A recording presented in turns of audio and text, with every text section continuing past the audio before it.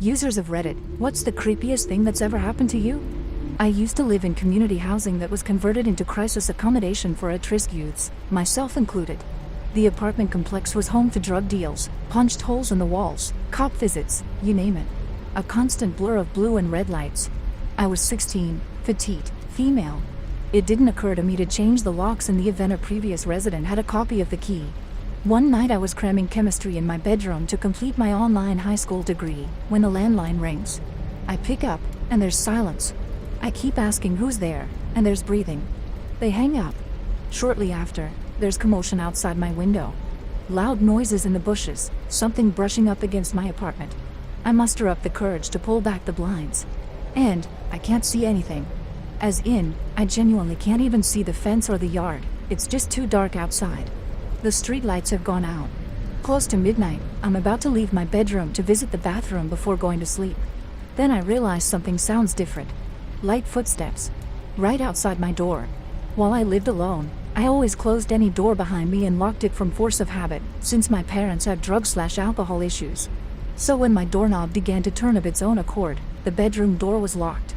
Whoever was standing in my living room couldn't get in. They tried for an hour. I just lay in bed motionless.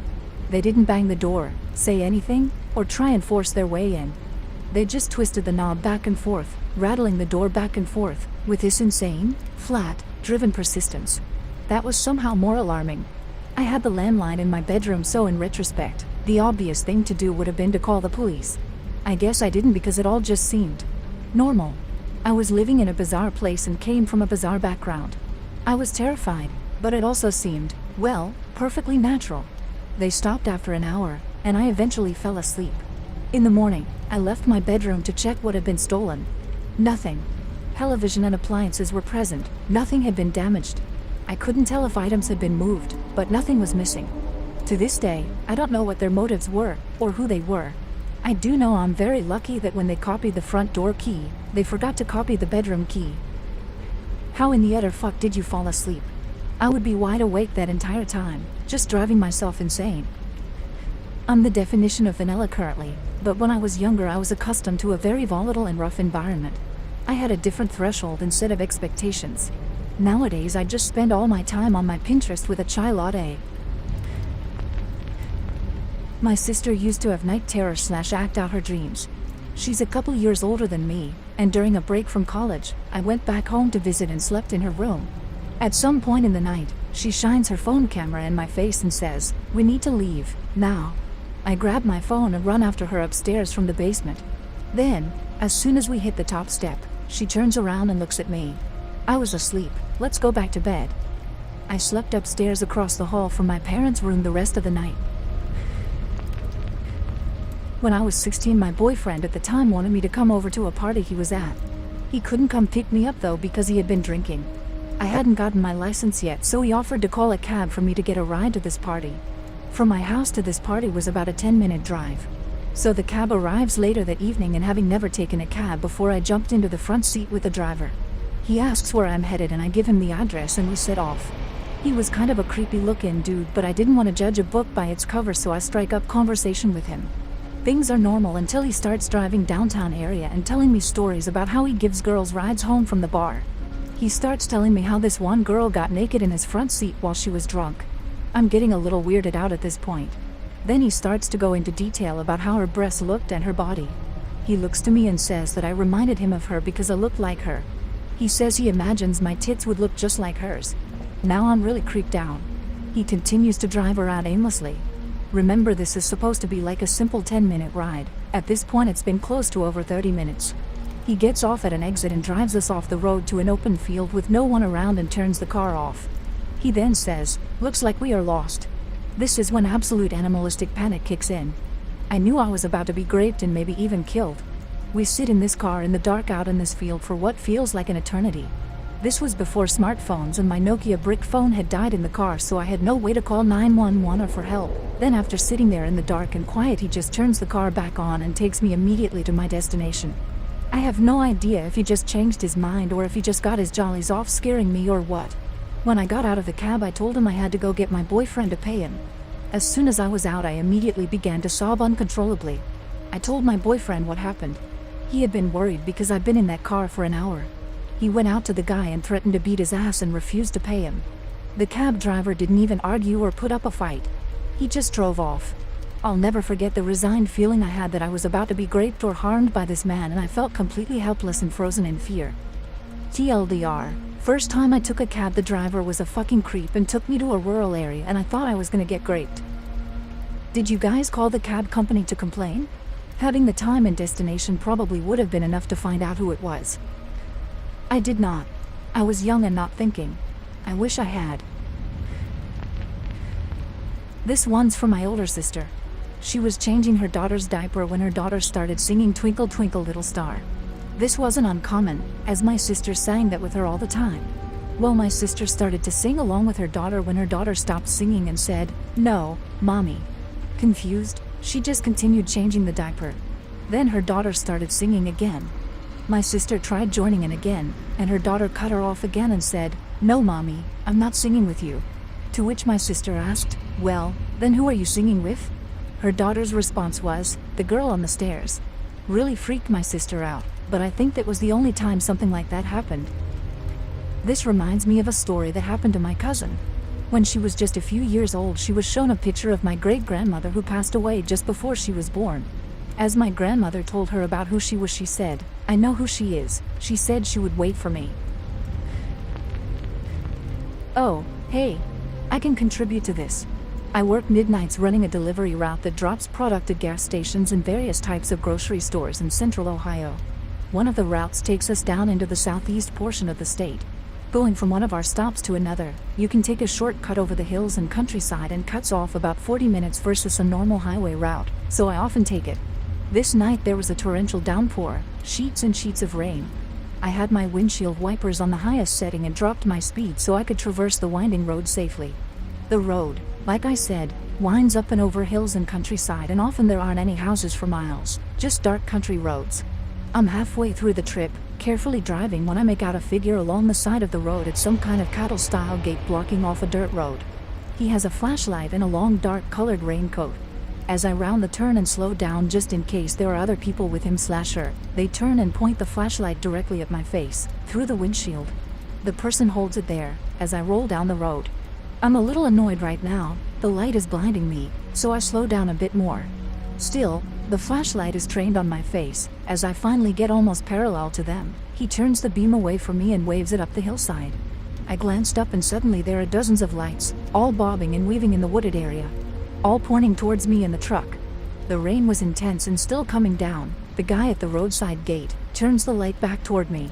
I pushed the accelerator down and sped up and got out of there. I could see the lights on the hillside and my side mirror. I didn't slow down until I got to my next stop. I don't take that shortcut anymore. What the fuck? Any idea who they were and why? At all? Nothing. It was during an unseasonably warm night in November, I think. Not long ago. I remember getting home and looking up news sites to see if something had went on, like a plane crash or auto accident or runaway child. At first I was thinking it was a farmer securing a gate that penned in farm animals, but with the lights on the hillside, well, I don't know many farmers with dozens of farm hands at 2:30 in the morning. In the late 80s there was a serial killer in my city, Craig Price, the Warwick slasher. From ages 13 to 15 he murdered 4 people, 2 women, 2 children, by stabbing some of them over 60 times. Anyways, I worked with someone who was his neighbor and friend back then. Craig would often go to his house for dinner and did the night he murdered his first victim, a woman who lived 2 houses down. He seemed normal that night, my coworker recalled. You'd have no idea he just stabbed someone 58 times. Like he was just a normal 13-year-old.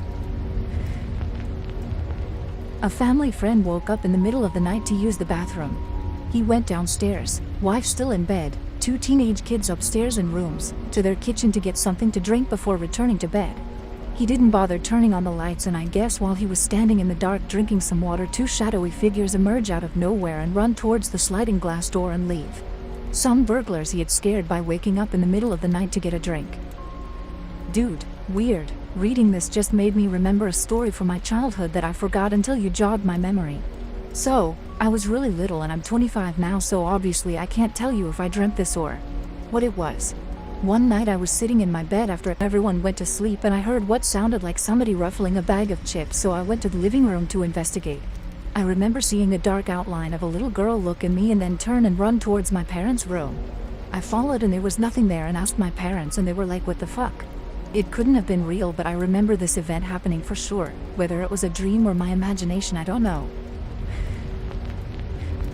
The scariest thing I've ever had happen to me is something which I can't really understand, much less explain. I was sleeping in my brother's room and I had just finished browsing my phone. I was tucking myself in and I just happened to look towards the wall above my head. There was a bit of light reflected from the window on it, the shape of the window and the streetlight shattered on it. Nothing ominous or weird. I looked at it a bit more, and some more. I was just blankly staring at it. Then my eyes grew wide and my entire body filled with dread.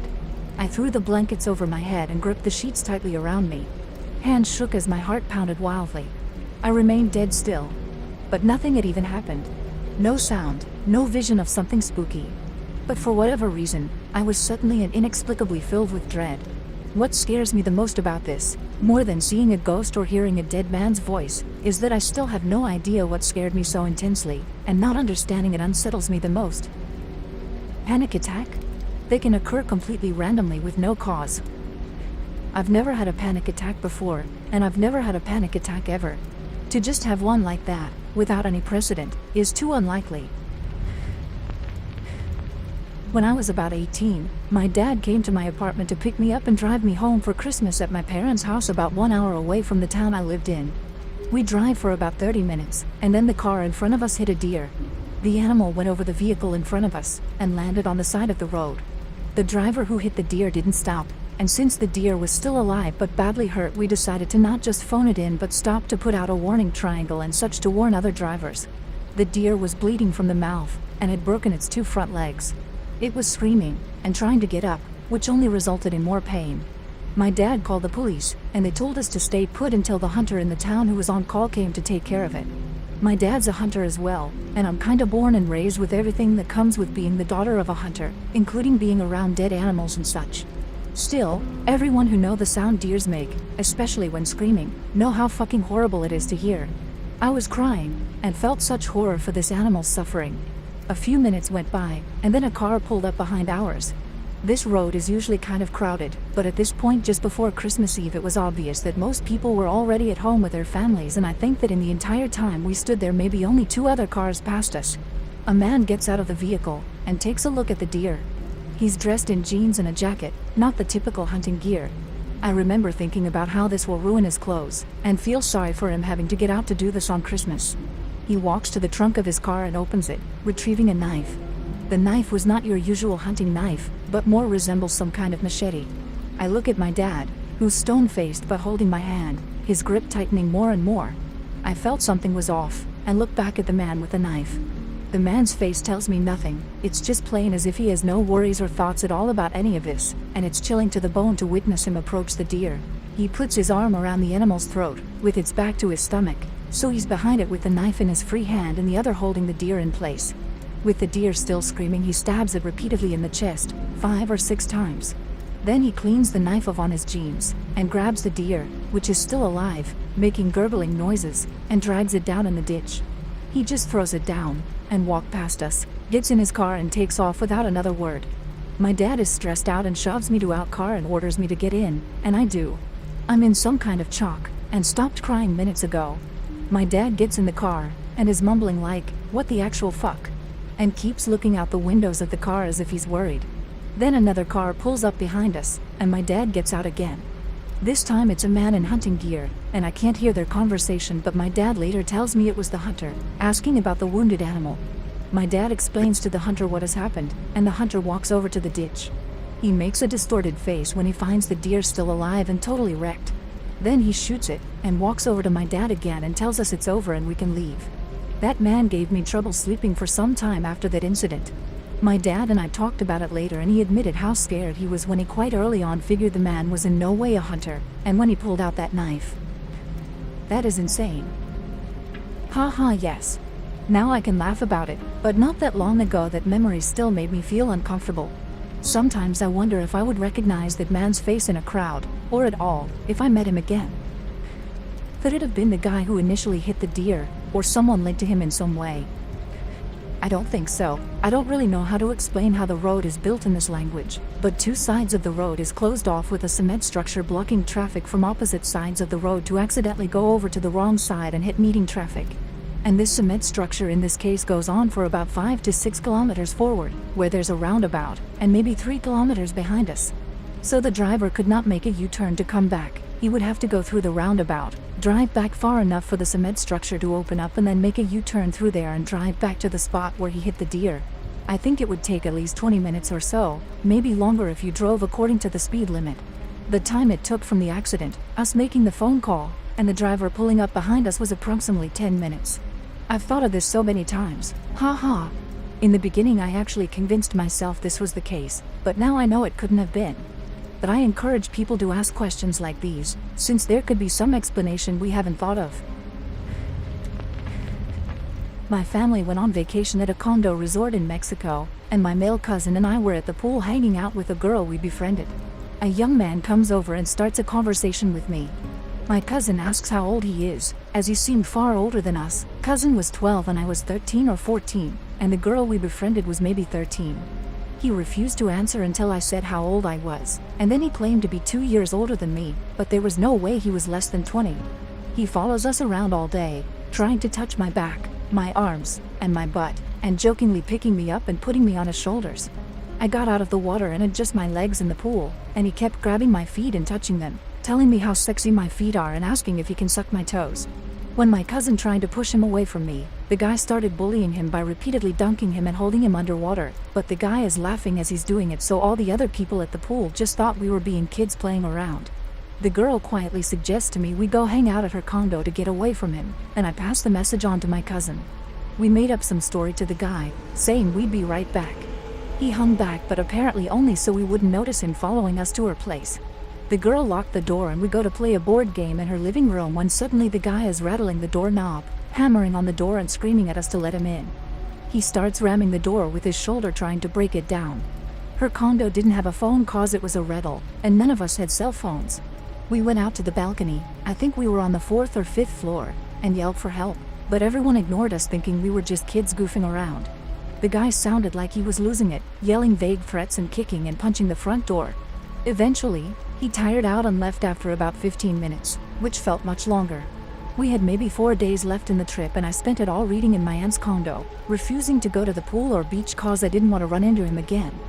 My parents laughed it off as some kid just having a bad crush on me.